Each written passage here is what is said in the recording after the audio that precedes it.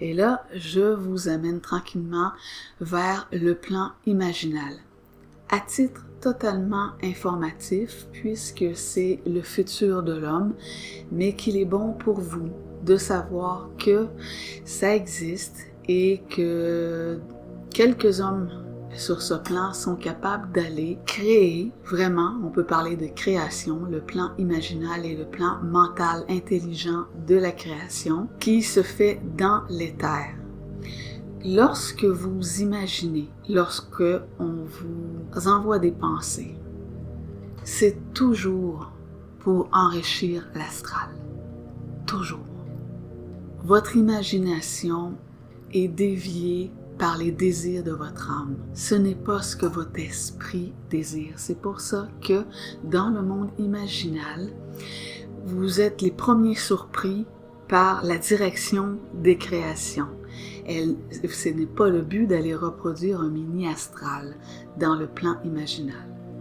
Pour le moment, le plan imaginal est sur invitation seulement. C'est-à-dire que les êtres systémiques vont prendre un individu et vont le tester un peu, tester ses capacités créatives.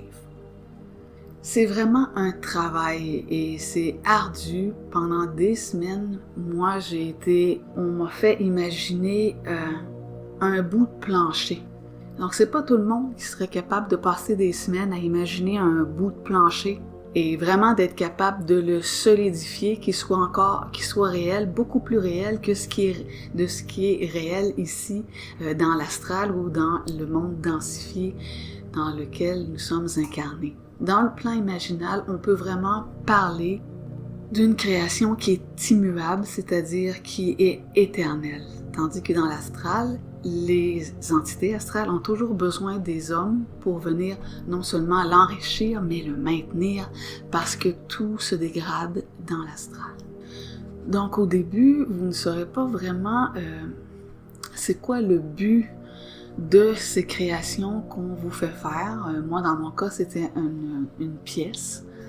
Mais ensuite de ça, tout prend son sens parce que c'est des choses qui ne se pensent pas. Donc, l'ajusteur ne peut pas vous dire, bon, on va créer telle chose, là, vous partiriez dans votre délire. Ça se fait sans penser et après, on est spectateur de notre création. C'est un peu complexe, mais bon.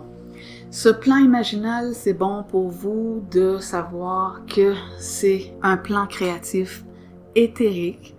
Vous devez développer votre corps éthérique, bien sûr, pour pouvoir aller dans ce plan-là et vous créer avec votre esprit et avec le Luminous Epinoia de Sophia. C'est en fait la création originelle et c'est ce que les archontes voudraient mettre la main. C'est pour ça qu'on vous fait imaginer des choses et vous n'êtes jamais propriétaire de ce que vous imaginez dans l'astral. Ça profite aux entités, aux archontes. Donc si vous imaginez, je ne sais pas moi ce que les gens peuvent imaginer, ça peut être du domaine des biens matériaux, ça peut être de la reconnaissance ou de la gloire ou avoir un partenaire idéal, vous allez l'imaginer jusqu'à votre mort. Sinon, vous tombez dans quelque chose de bien pire qui est la loi d'attraction, donc attirez à vous ce que vous imaginez. C'est encore un piège qui, malheureusement, est très séducteur pour l'âme, mais destructif pour l'esprit. Il faut vous tenir loin de ça. La visualisation est bonne dans un cas et un cas seulement. C'est pour une performance athlétique ou une performance que vous devez livrer, un mouvement bien précis. Vous pouvez le visualiser si vous voulez faire le plongeon parfait ou vous voyez ce que je veux dire, la visualisation doit vous servir vous pour performer un acte bien précis. Il n'y a pas d'émotion là-dedans. Très important, c'est vraiment pour parfaire une discipline technique. Donc la visualisation n'est bonne que pour ça. Sinon, n'allez pas visualiser le partenaire idéal. Sinon, vous vous embarquez dans un contrat astral qui est un cercle vicieux dont non seulement vous ne vous en sortirez pas, mais vous allez être déçu et perdant. Alors le plan imaginal, c'est un tout autre registre.